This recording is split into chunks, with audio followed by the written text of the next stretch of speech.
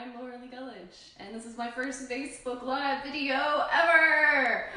And we're gonna get through it. We're gonna get through this in one piece. We're gonna have fun, and I don't know if anyone's actually tuning in, but we're going to have a lovely conversation about comics and books and art and life. I guess I will start off by introducing this new series called Laura Lee Live, because I'm being creative because my book tour has been canceled because of recent events. And so I'm trying to make the most of it and to continue doing the events I was scheduled to do, but virtual versions of them. So I hope you all are entertained by the journey and will be involved and, chime in with writing if you have questions or comments. So we want to make this as interactive as possible and as real life as possible. So this event was supposed to be in the Virginia Festival of the Book. And oh, look, here. I'm like, this is our event in the program. Oh, it's awesome. But yeah, very sad that we're not actually doing it in real life. But, we're making adjustments. So in this session, we're going to be doing a virtual panel called Identity and Mental Health in Young Adult Fiction. So before we get started with my virtual panelists, I'm going to do a quick little introduction of what the book that I am promoting in this book tour. My new graphic novel is called The Dark Matter of Mona Starr. Ooh, la, la. And it's a young adult graphic novel about a depressed teenager named Mona Starr, who is battling her depression, which I personify as the matter. So it's sort of like this jet, almost like a spilled ink bottle on the page that takes different shapes throughout the story. But it's really more about healing, thankfully, because I didn't want a book about depression to be a really big bummer. So it's more about healing, self-care, artnerlove, creativity, and how to find hope at this very sort of hopeless time. So that's a little bit about the book, and I guess we should get started with our panel. So we're gonna do some questions here, then answer your questions. Then I'm going to share some resources and let you guys know what's coming up next. So I guess, let's see. Now, I would like to introduce my moderator for this panel, Emily Theide. I'm not sure how to pronounce your last name. Hi, Emily. Hello. How are you? I'm good. Thank you for coming. You see, we were going to do this, in person, but as a backup plan for not doing a real event, but due to quarantine concerns, this is the backup plan for the backup plan. So I have a virtual Emily. So Emily T grew up climbing trees one-handed with a book in the other, dreaming of becoming a dragon rider. After having early manuscripts chosen for pitch wars and the author mentor match program, she is now represented by Chelsea Eberly of the Greenhouse Literary Agency. Congratulations, Emily. Thank you.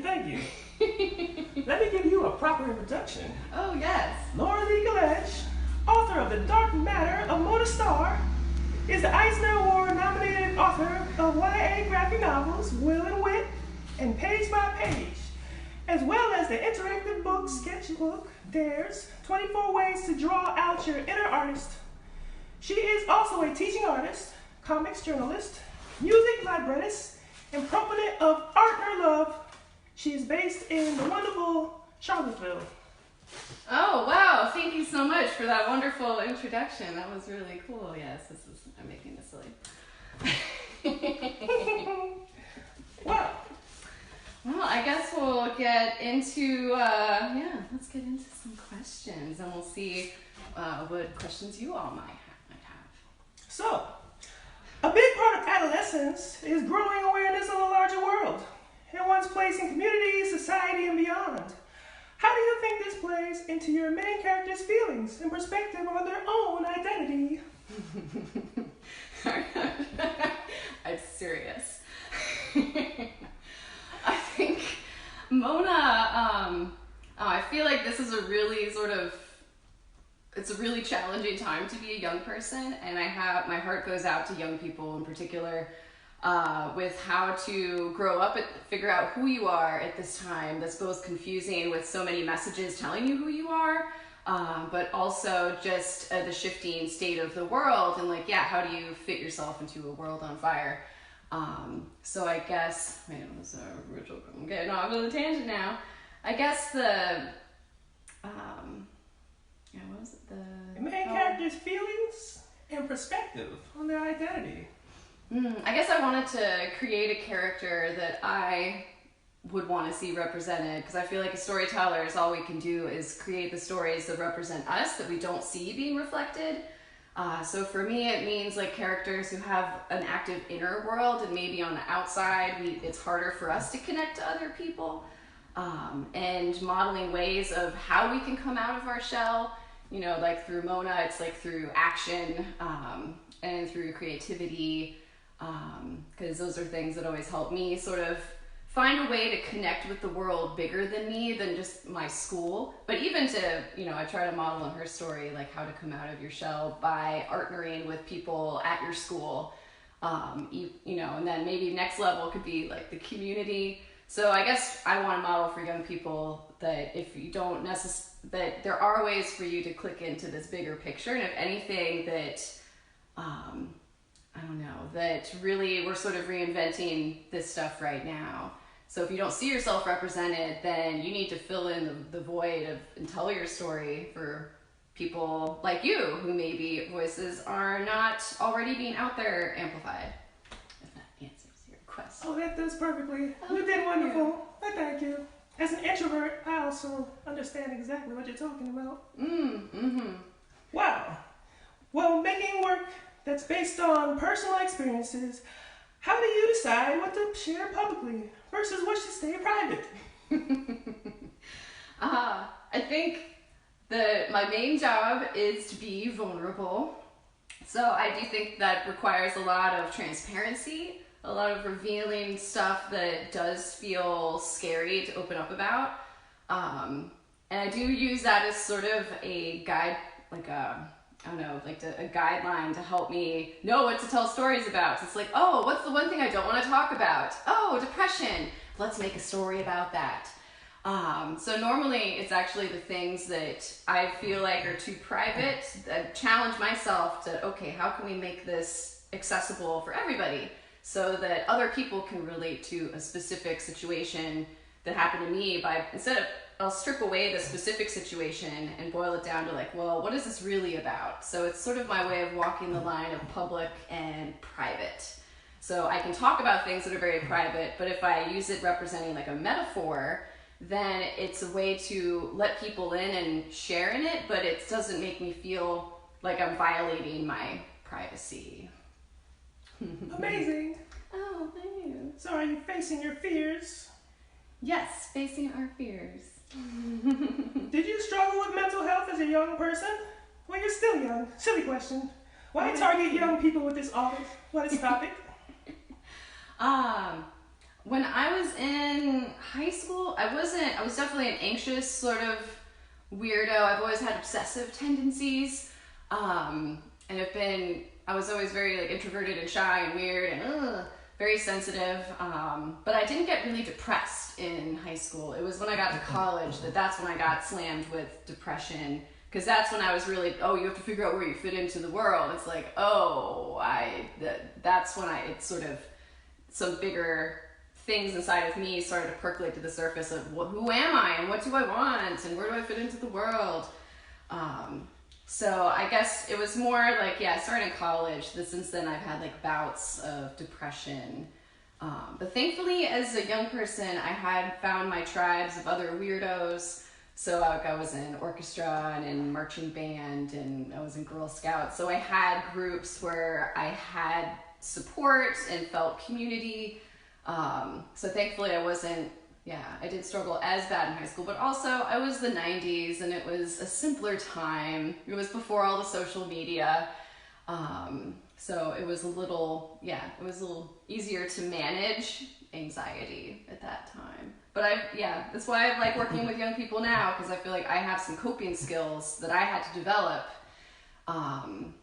earlier in life. And yeah, I think it's a little distracting now even to have access to some of those skills. So I want to help start conversations about these fun topics like depression and anxiety. So did this book, exploring your own depression, change your view of mental health in some kind of way? Sorry, I'm not laughing about depression. My moderators. Don't mind me. Yes. It's just Emily here. Actually, this book, I was really worried about making a book about depression because I thought it would make me spiral into depression. Because sometimes when you make like a drawing about feeling sad, you can just sort of, it makes you feel more sad. I try to like spin it, like, okay, how can I make this beautiful? How can I make this funny? And it's like a way of cheering myself up and sort of, I don't know. So I did that with Mona. I was like, how can we find some hope and beauty and laughter in this? And I definitely found that what I call my depressive-ish and my manic-ish sides, because I don't have bipolar, at least I don't think so. I've never been diagnosed, but I definitely have mood swings.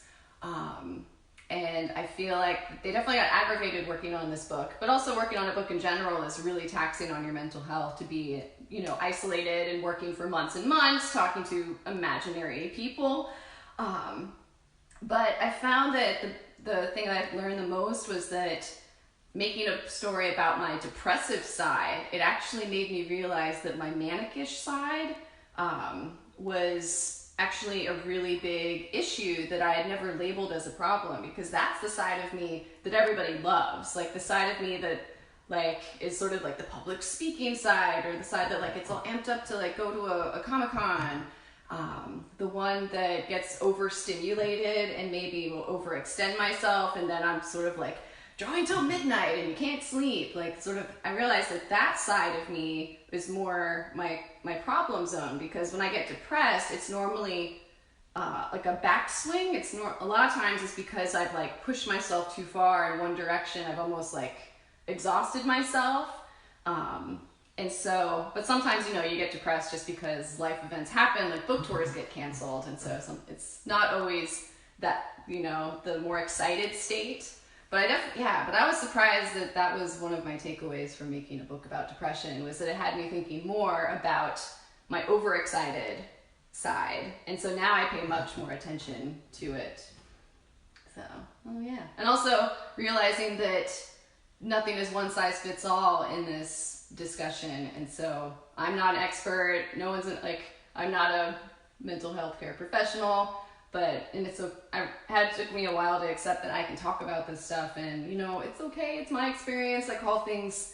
I like to create different labels that I feel comfortable using. Like I use the matter instead of depression, because I feel like depression is a very charged word and means different things to different people. So as a storyteller, I guess I'm trying to expand my definitions of what things are and be open-minded about what I label things might be different than what you label, and that really it's a discussion. Makes me think of the phrase word, power, and sound. Word, power, and sound. Yes. I like that. Oh, thank you.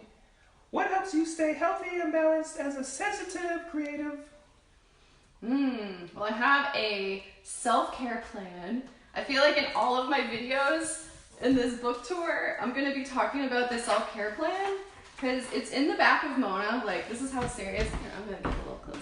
I don't know if it shows up and things and stuff. But it outlines my physical, emotional, and mental needs, as well as like support system, daily supplements, what are your stress warning signs. So it's sort of an overview of the things that help me stay grounded and healthy. So I've been working on this for like years now. It started off very small and it keeps growing and growing, and actually now it's like so much longer than this. Ooh. Because really, I'm making my life all self-care. Because everything in here are things that I'm just doing in real life. So everything from, common sense, like getting sleep, like having a very rigid sleep schedule, to time in nature outside, to wearing a wrist brace when I do housework to protect my wrists, to dance, time with other humans, volunteering. Gosh, there's so many things on this list, like being careful about what content I put in my head, and meditation and journaling and just so many things. I feel like the most helpful things I did working on Mona was meditating every day, like 10 minutes before bed, going on hikes when I was done with the studio day, like go outside and sort of walk it off, let go of the world I was working on, and dance and movement. So actually will often like dance in the studio in the morning to get myself going, or do little dance breaks. So I feel like those were probably the top 3 helpful habits working on Mona. Nice. Oh, good. Were there any scenes that you edited out of the book that you still think about sometimes? Honestly, I don't remember any scenes that I edited that I still think about, but Mona's story started off as a totally other book. She was a character, her original name was Harmony. She was a sad violinist in a story called The Symphony of the Spheres that I wrote, and it was about these girls who could all hear a part of a 7-part harmony, the song of the universe, and this very romantic idea, and they made it like the River of Dreams, and they put together this harmony that heals the waters of the world, this whole thing. And yeah, my publisher is like, we don't really like we don't like all the fantastical stuff, we just want this depressive violinist character. And I said, oh, you mean just like the really personal stuff? Oh, that's great. So I don't miss a scene, I miss like that whole other book. Which might become something else another day. I think it could be a really sweet kids picture book. I also think since it has music in it, it could definitely be some sort of musical collaboration, partnership. I know, maybe it's like a kid book and like with music with it. So I don't know. So that's the thing that I think about with what's missing from Mona. It's just her original story.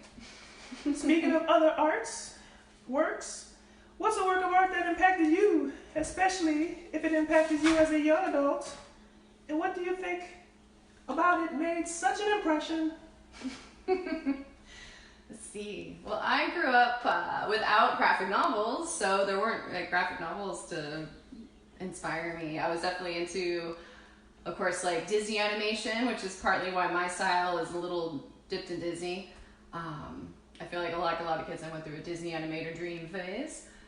And of course I was really into like comedy and movies, like those sort of art forms. Like I was always really inspired by Jim Henson and Brian Froud and the Froud-Henson family partnerships.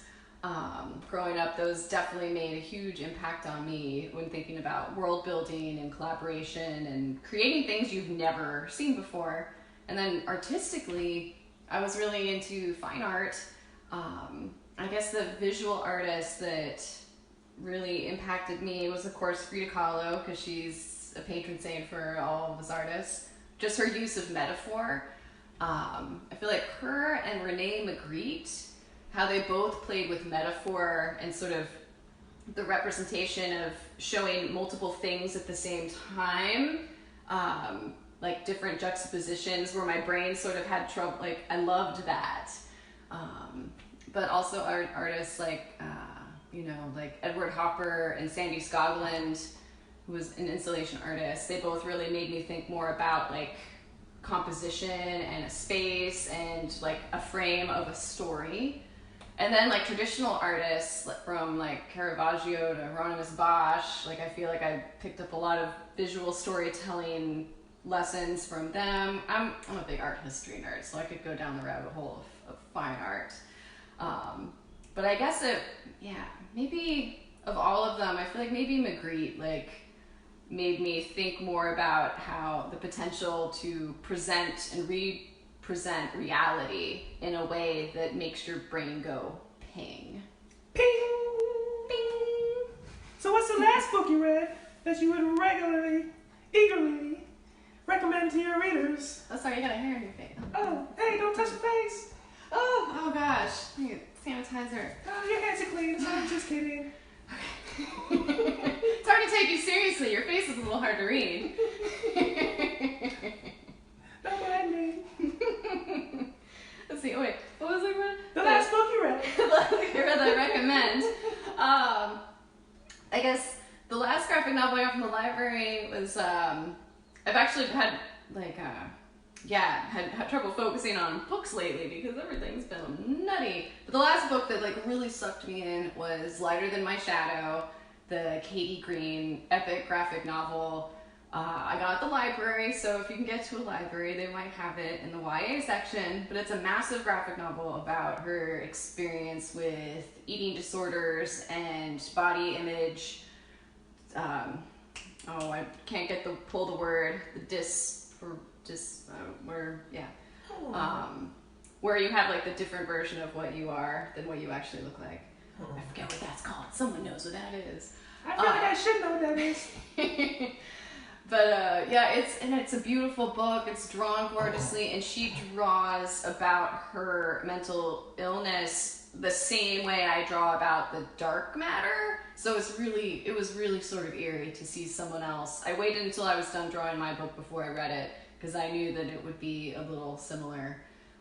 But yeah, she covered some stuff that like I don't even get into, so it makes me feel really inspired to know that there are so many other people like me making books about these invisible forces that are affecting us, that it's like, oh, it's not just me, like she's drawing about this too. And like Raina Telgemeier's new book Guts also sort of explores issues with us and our relationship with our body and our gut and our mind and mental health and anxiety. So yeah, if you're on the younger side, go for Guts. If you're on the older side, go for Lighter Than My Shadow.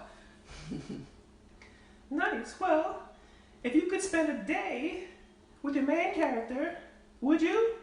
Would they want to spend a day with you? And what would you tell them if you could? Well, I feel like Mona this is such an odd question because I feel like I've spent years with Mona.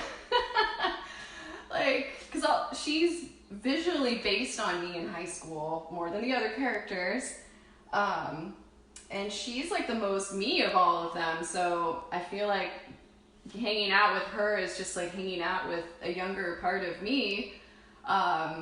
And actually spending time with her did help me learn a lot more compassion for myself. Because I would see her in these situations and like, oh, poor Mona. Versus if I was in that situation, I was like, Laura Lee, get over it. You're just being a big sensitive baby. But with her, I'd be like, oh, like poor little, So I think that art is a wonderful opportunity to heal parts of yourself that, I don't know, normally you do with like a licensed professional, healthcare professional. But yeah, so we had a lot of conversations. I feel like in real life we would get along really well. She might feel socially awkward or intimidated or, anxious, perhaps. So I would probably just do something to break the ice and make her laugh and connect because I don't know. I feel like I've come out of my shell a lot more and because I've committed myself to this creative path, it's helped me become this person I wanted to be. But yeah, younger me, she thought there was just something wrong with her, so she didn't want to come out. So I was giving her permission, like, hey, you can come out, there's nothing wrong with you. You're just a human. My condolences. So I think I would take her out for ice cream. That's what we would do. Nice. We're all just humans. It's true. Sharing this experience. Some of us 2-dimensional and some 3-dimensional. Hey, I'm sensitive about my dimensions. I shouldn't. 2-dimensional people have just the same value as three-dimensional people, just to clarify. Thank you so much. What is the best writing advice you've ever gotten? The best writing advice I've ever gotten. I've never even took a creative writing class, so I haven't gotten a lot of writing advice. I feel like it's you're making what you need to make versus what you think other people want to read. I feel like that's the best compass arrow to follow. Because if you think about like, oh, what would sell or what would be cool? Yeah, it's normally that's you like playing, like wearing a mask and playing a part versus, well, what do you need to talk about? What do you need to make? Because I feel like that oftentimes that doesn't feel good, like enough, you know? But that's often the stuff that then other people will really gravitate towards. Because if you're making it from like a really personal place, yeah, I mean, it doesn't always work because not everyone wants to buy like, you know, angry art to hang above their sofa. So it's not for everybody. But if you make the art that and the stories that you need to make, that might not be your like grand opus, but those are the stepping stones that lead you to your grand opus. So yeah, don't think about like what sells. Like that can be later. Just make the stuff that you need to make and just like, yeah, see where the pen leads you. That's wonderful advice. Oh, wait, I have one more thing to say. I feel like with writing, like I always get to know my characters through either their creativity and like, I don't know, what inspires them, or through their big issue. So a lot of times with my writing, like I'll use heartbreak as almost that little crack in my heart as like my arrow, like go that way, like, you know, writing towards, yeah, it's like running towards a fire. So it's like, it sounds counterintuitive, but I don't know. No, it makes perfect sense, and I think that transcends across different arts and mediums perfectly and honestly. Yeah, I think so. Yeah. Good advice. What else? What's next? What's your next focus? Tell us more, Laura. Oh gosh, what is next? I don't know if anyone knows what's next.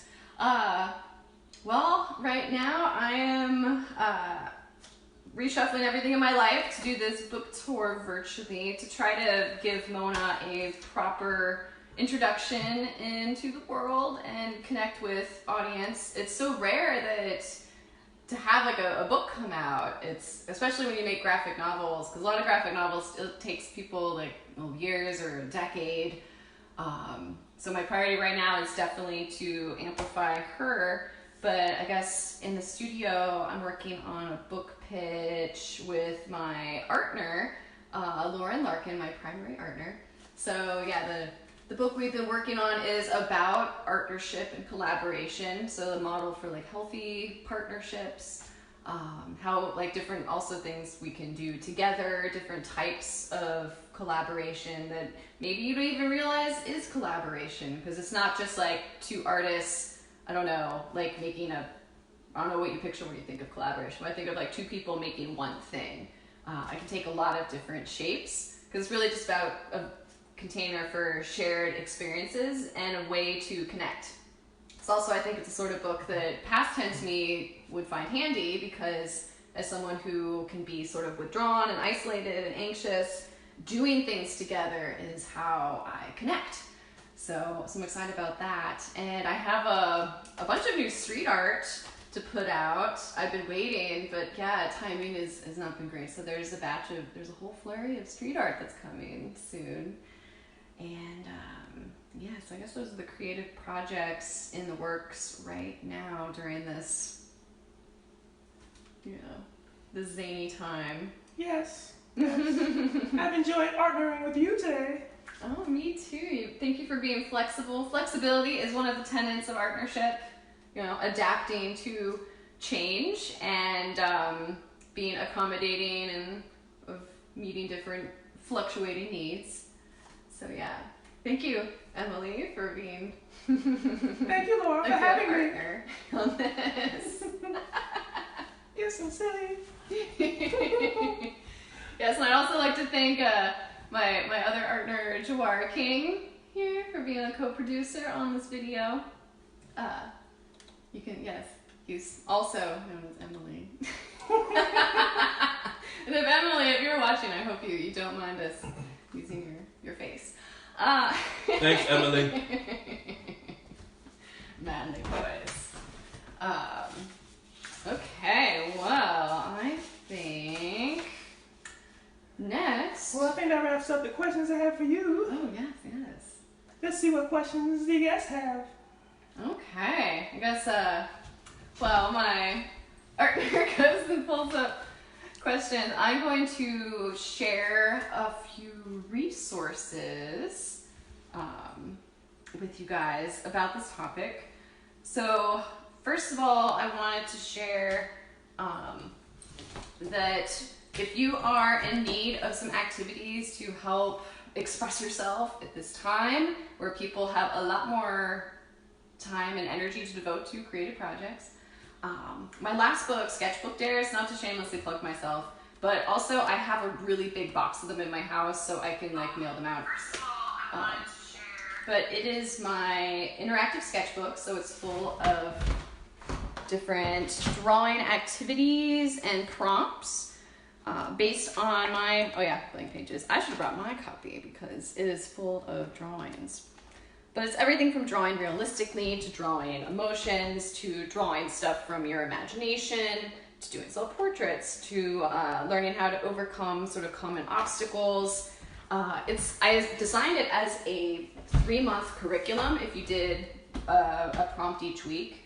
So if you have somebody in your life who needs something to pour a lot of emotion into, then this is, yeah, so I will just mention that. And other resource-wise, I wanted to share a few other books. Let's see, I mentioned Lighter Than My Shadow. I'd also like to mention a few other graphic novels that explore mental health. So, of course, Ellen Forney's Marbles, Mania, Depression, Michelangelo, and Me, about her bipolar disorder. And then RX by Rachel Lindsay, which is about sort of her experience with pharmaceuticals, working in the industry while also taking different medications and with dramatic results. So we're actually part of a wave, all these different cartoonists making books about mental health. We're part of a trend called graphic medicine. So it's different storytellers making content based on our own experiences about health and healing. So that's really cool that that's even a now subgenre. So if you want to go down the rabbit hole, you can Google graphic medicine. They even have conferences, which unfortunately are canceled. But yeah, they have a lot of recommended books in there. And let's see, other books on this topic to recommend. Non-graphic novel wise, I guess the books that really helped me out, well, of course, The Highly Sensitive Person, as a highly sensitive person, How to Thrive When the World Overwhelms You. That book I found extremely helpful because I guess that's my label on HSP. The book Quiet, The Power of Introverts in a World That Can't Stop Talking. That's another really good one for people who are wired like me. So I guess those are the four I wanted to recommend. And I guess for meditation, I use the Insight Timer app, which I know a lot of people use. And I also use iMood Journal for tracking my mood and my different,